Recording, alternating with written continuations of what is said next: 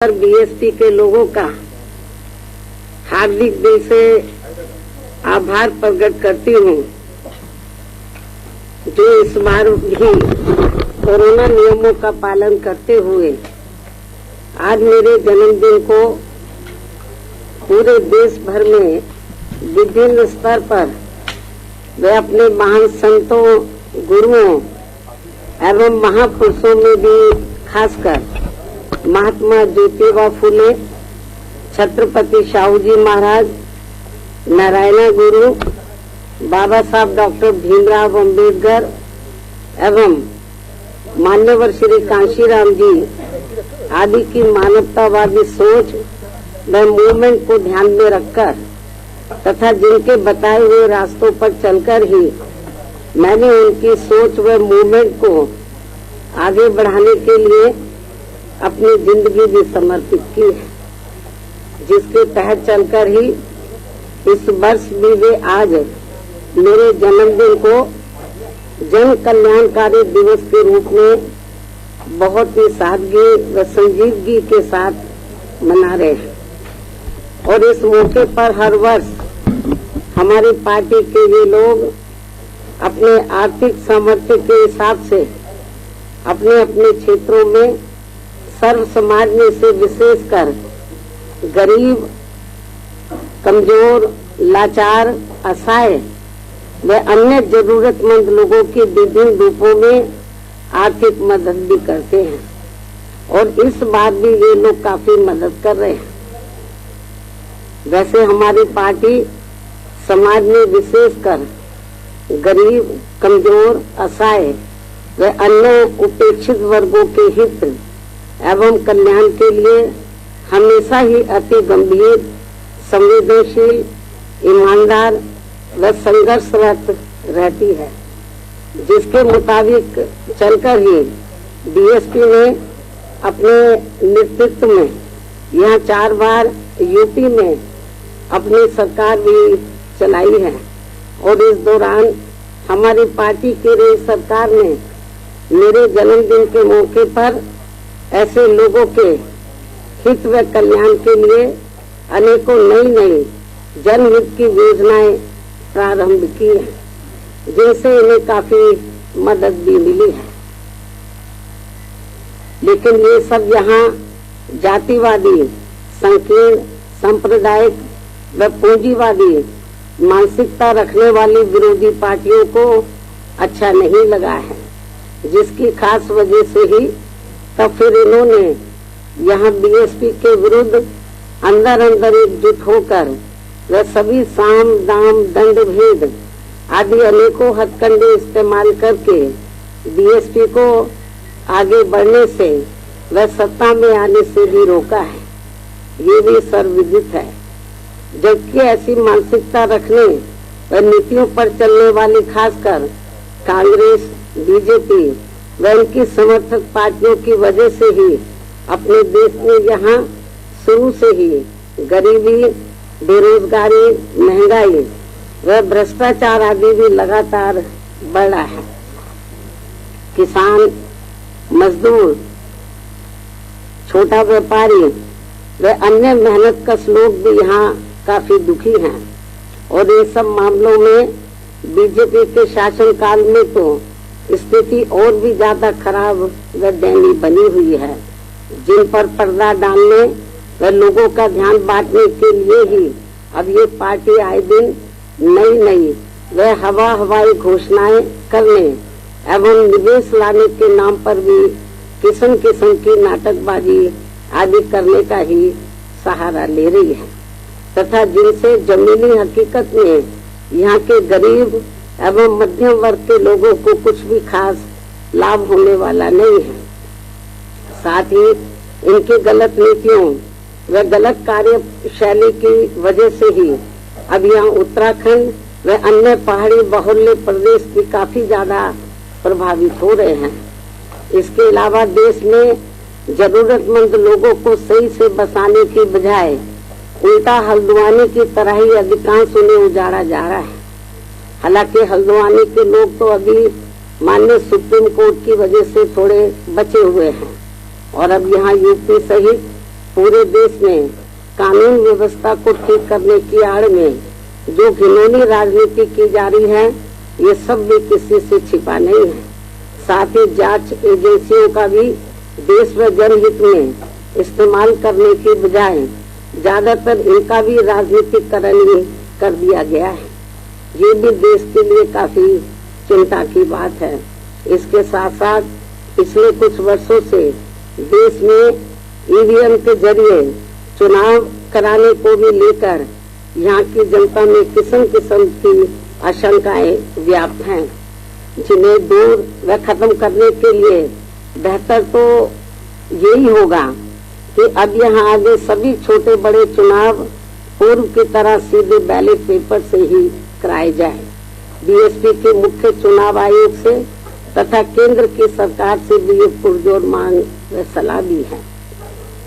और अब मैं अपने जन्मदिन के मौके पर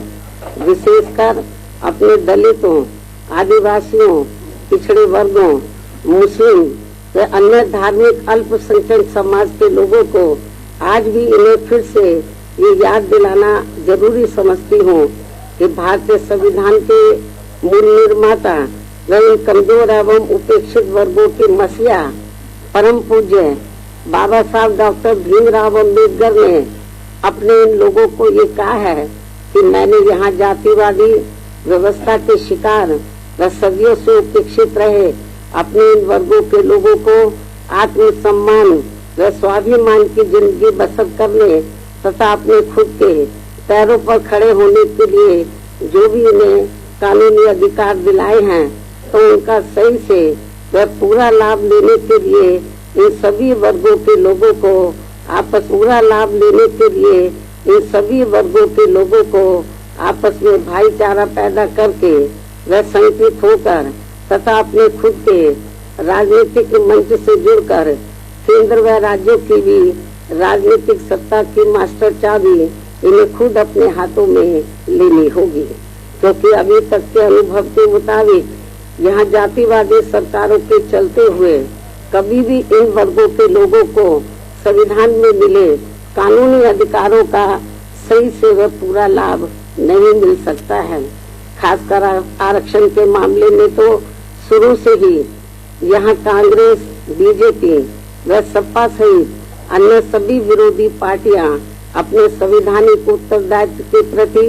कतई भी ईमानदार नहीं रही हैं। इसके साथ ही SC व ST के आरक्षण को लागू करने के मामले में ही नहीं बल्कि OBC के आरक्षण को भी लेकर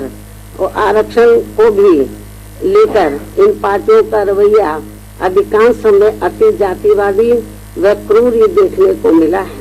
जिसके तहत कांग्रेस पार्टी ने केंद्र में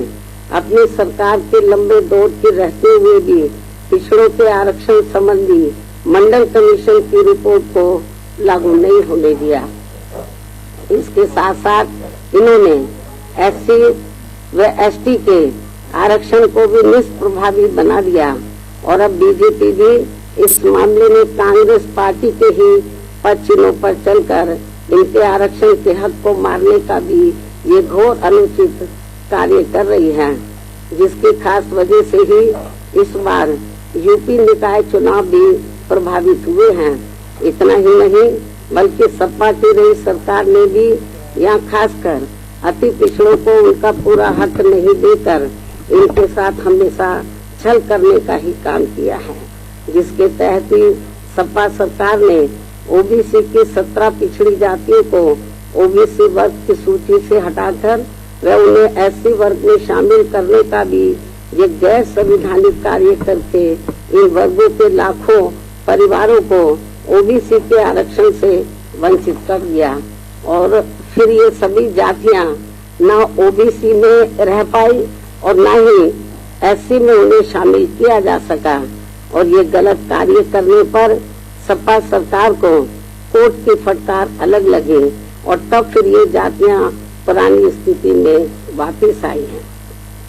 इसके साथ साथ सपा सरकार ने SC व ST का पदोन्नति में आरक्षण को भी खत्म कर दिया और इससे संबंधित बिल को सपा ने संसद में फाड़ दिया। तथा इसे फिर पास भी नहीं होने दिया गया। जबकि बीएसपी की रही सरकार में एससी व एसटी के साथ साथ अति पिछड़ों व पिछड़ों को भी उनका आरक्षण का पूरा हक व लाभ, जबकि बीएसपी की रही सरकार में एससी व एसटी के साथ साथ अति पिछड़ों एवं पिछड़ों को भी उनका आरक्षण का पूरा हक व लाभ दिया गया है। अन्य सभी मामलों में भी इनका प्राथमिकता के आधार पर पूरा ध्यान रखा गया है। साथ ही इनके संतों, गुरुओं व महापुरुषों आदि को भी हर स्तर पर पूरा आदर सम्मान दिया गया है, जिनकी सभी विरोधी पार्टियों की रही सरकारों में हर स्तर पर काफी उपेक्षा की गई है। ऐसी स्थिति में अब यहाँ कमजोर एवं उपेक्षित वर्गों के लोगों को बाबा साहब की कही गई इन बातों पर अमल करके इन्हें अपनी पार्टी बीएसपी को पूरी ईमानदारी एवं निष्ठा से तथा पूरे तन मन धन से व हर स्तर पर इसे सत्ता में जरूर लाना होगा। तभी फिर इन लोगों को बाबा साहब के दिए गए संविधानिक कानूनों का सही से वह पूरा लाभ मिल सकता है और तभी ये लोग यहाँ अपने आत्मसम्मान व स्वाभिमान की भी जिंदगी व्यतीत कर सकते हैं। और इसके लिए यदि ये लोग पूरे देश में जी जान से जुड़ जाते हैं तथा बाबा साहब का ये सपना साकार कर देते हैं तो फिर यही इनका मेरे जन्मदिन पर विशेष व कीमती तोहफा भी होगा। वैसे भी इसके सिवाय मुझे इनसे कुछ और नहीं चाहिए। मुझे पूरी उम्मीद है कि इस मामले में मेरे ये लोग अब मुझे आगे कतई भी निराश नहीं करेंगे और इसके लिए मेरे नेतृत्व में हमारी पार्टी ने पिछले 1 वर्ष में जो भी प्रयास किए हैं तो उसे विशेषकर बीएसपी से जुड़े नए लोगों व वर्तमान युवा पीढ़ी तथा आगे आने वाली पीढ़ी के भी जानने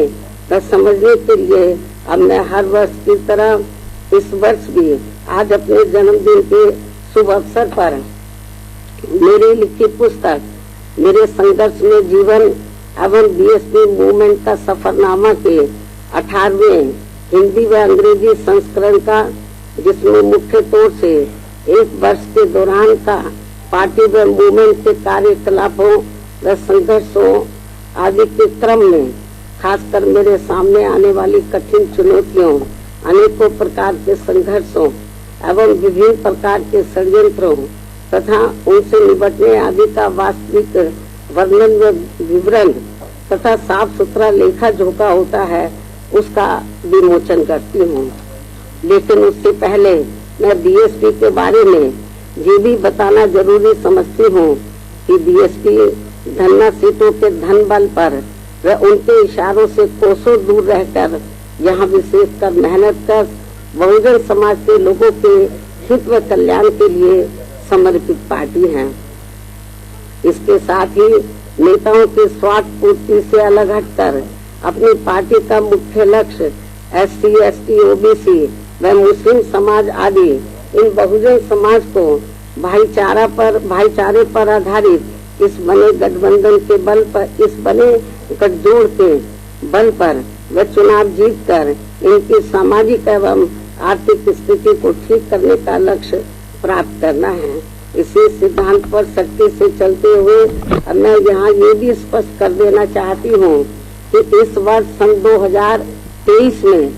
कर्नाटक, राजस्थान, मध्य प्रदेश, छत्तीसगढ़ सहित अन्य जिन भी राज्यों में विधानसभा के वे अगले वर्ष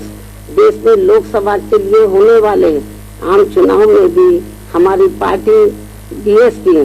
किसी भी पार्टी के साथ कोई भी गठबंधन करके ये चुनाव नहीं लड़ेगी, बल्कि अकेले अपने बलबूते पर ही ये सभी चुनाव लड़ेगी। और आज पार्टी की ये नीतिगत घोषणा करना मेरे लिए इसलिए भी जरूरी हो गया है क्योंकि खासकर कांग्रेस व अन्य कुछ और दलों ने भी षड्यंत्र के तहत बीएसपी से गठबंधन करने का भ्रम जानबूझकर अभी से ही फैलाना शुरू कर दिया है। जबकि बीएसपी ने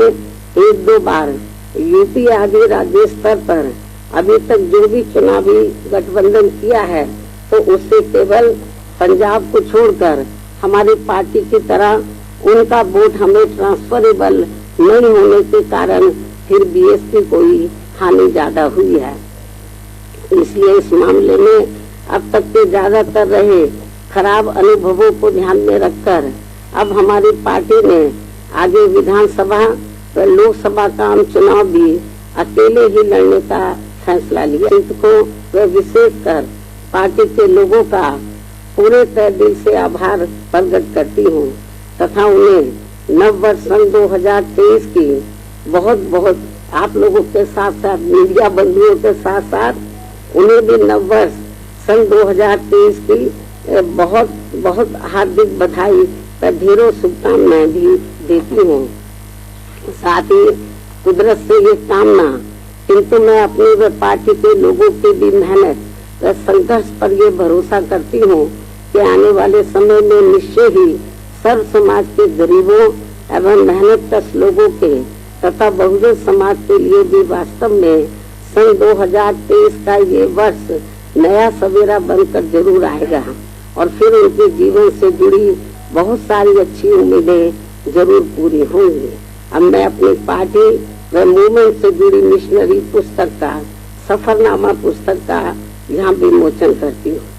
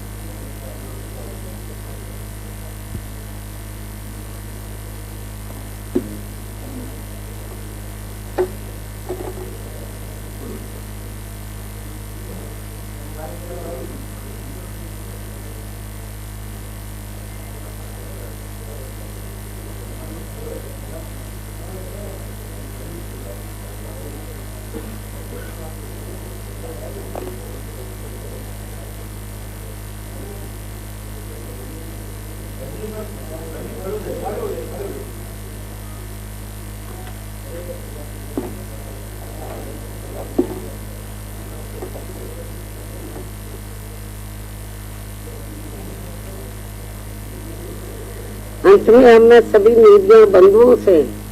अपने जन्मदिन का केक व जलपान आदि ग्रहण करने के विशेष आग्रह के साथ ही अपनी बात यही समाप्त करूं। लेकिन उससे पहले यदि आप लोगों के कुछ सवाल हैं तो आप एक एक करके मुझसे जरूर पूछ सकते हैं, वरना फिर मैं आप लोगों से यही रजा लेती हूँ। धन्यवाद। जय भीम व जय भारत।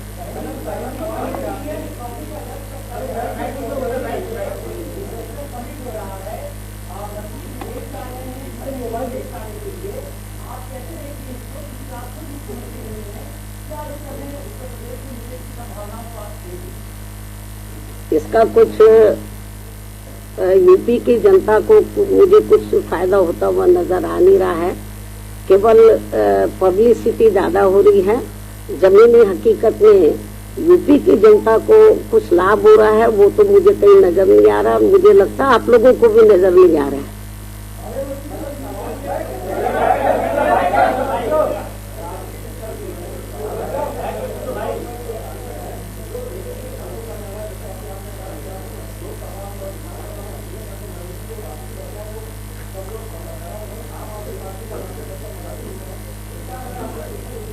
ये तो राजनीति में जहाँ तक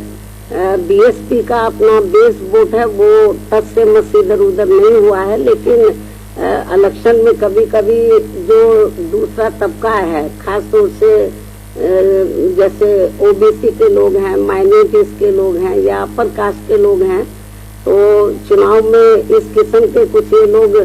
वायदे कर देते हैं कि ये लोग गुमराह हो जाते हैं, जिसकी वजह से थोड़ा सा पार्टी को पिछले चुनाव में नुकसान हुआ है। और लोग तो ये भी कहते हैं कि ये इस बार जो यूपी में असेंबली का चुनाव हुआ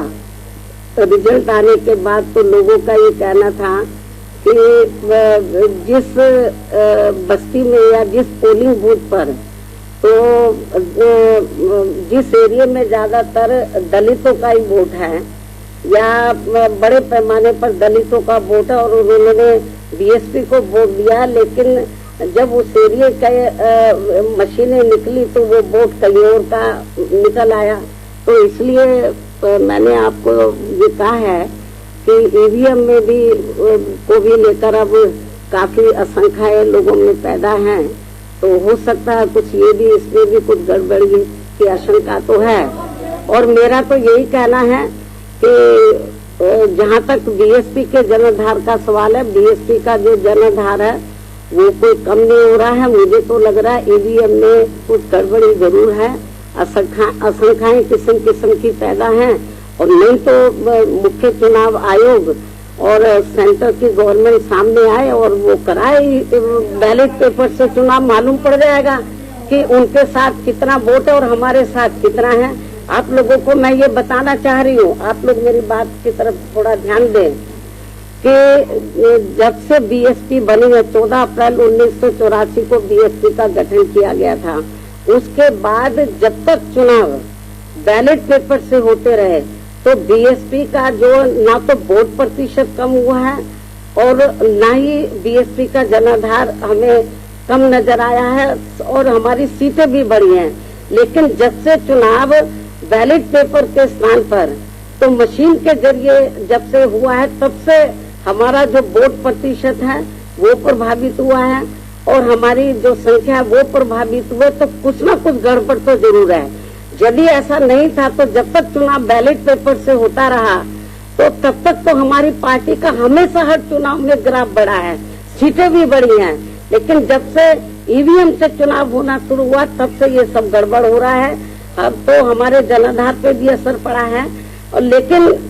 मुझे तो यही कहना है कि कभी कभी ये जो गड़बड़ जो भी लोग करा रहे हैं, लेकिन हो सकता है कि कभी ये गड़बड़ कराने वाले लोग, इनका सिस्टम ही ना फेल हो जाए। मतलब तो जो जिधर से भी ये लोग करा रहे हैं, तो मेरा तो अपने लोगों को यही कहना है कि आप लोग प्रयास करो, पार्टी के लोग प्रयास करें, लोगों को तैयार करें। आज नहीं तो कल ये जो जहाँ से ये सिस्टम शुरू हुआ, आपको मालूम है कि दुनिया के जिन देशों में पहले बैलेट पेपर से चुनाव होता था, जहाँ मशीन से शुरू हुआ, तो जब लगा इसमें धांधली हो रही तो वहाँ खत्म कर दिया, बैलेट पेपर से वहाँ चुनाव हो रहा है। तो इसलिए मैं आपको ये बताना चाह रही हूँ कि ये मशीनों का कमाल है और कुछ नहीं है। नहीं तो ये लोग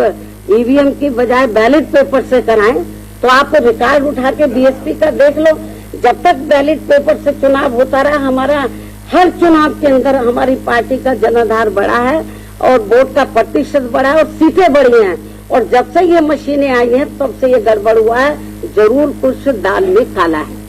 और इसको लेकर हम लोग माननीय सुप्रीम कोर्ट में भी गए।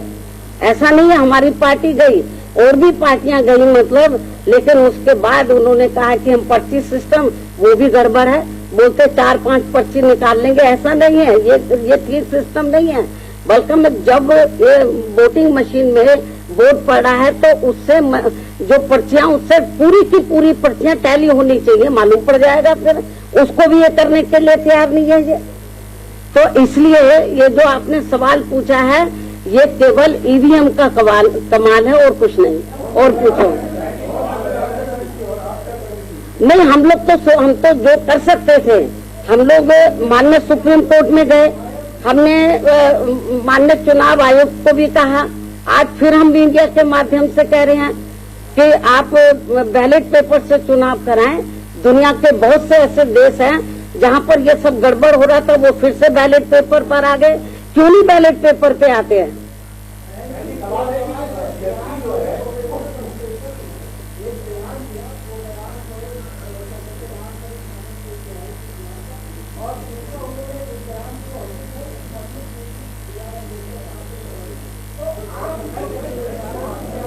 देखो, पहले बात तो आपने ये गलत बोला है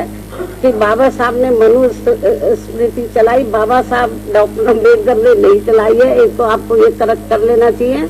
और उन्होंने किस संदर्भ में ये बात बोली है मुझे नहीं मालूम। यदि मुझे मालूम होता किस संदर्भ में बोली तब मैं प्रतिक्रिया देती। तो उन्होंने मुझे ये चीज मीडिया नहीं दिखा रहा किस संदर्भ में बोली है, तो किसका रेफरेंस उन्होंने दिया और मैंने सुना नहीं है। और जब तक वो किसी किस संदर्भ में बोला तो कोई प्रतिक्रिया करना ठीक नहीं होगा। तक वो किसी किस संदर्भ में बोला तो कोई प्रतिक्रिया करना ठीक नहीं होगा।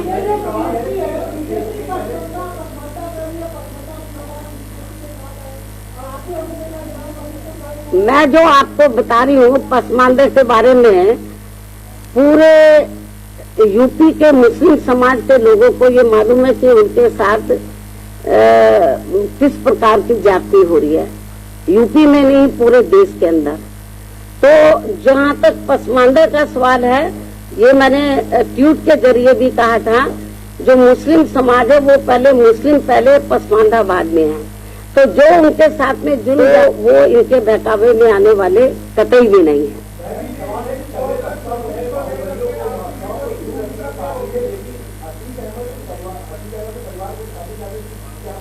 परिवार जहाँ तक अतीक अहमद को तो हमने नहीं किया है शामिल, उसकी औरत को क्या, उसकी औरत कौन सी माफिया है?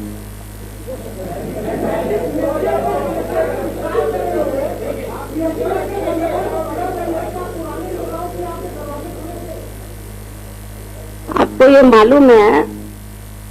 कि जो पुराने नेता गड़बड़ हैं, हम लोग तो जिनको किनारे कर देते हैं उनको लेते नहीं है हम। और अब दूसरी पार्टियों के पास नेताओं की कमी है, तो जो बीएसपी के जो निकाले हुए लोग हैं, चाहे तो कांग्रेस है, चाहे सपा है, चाहे बीजेपी, वो उनको लेकर घूमते रहते हैं।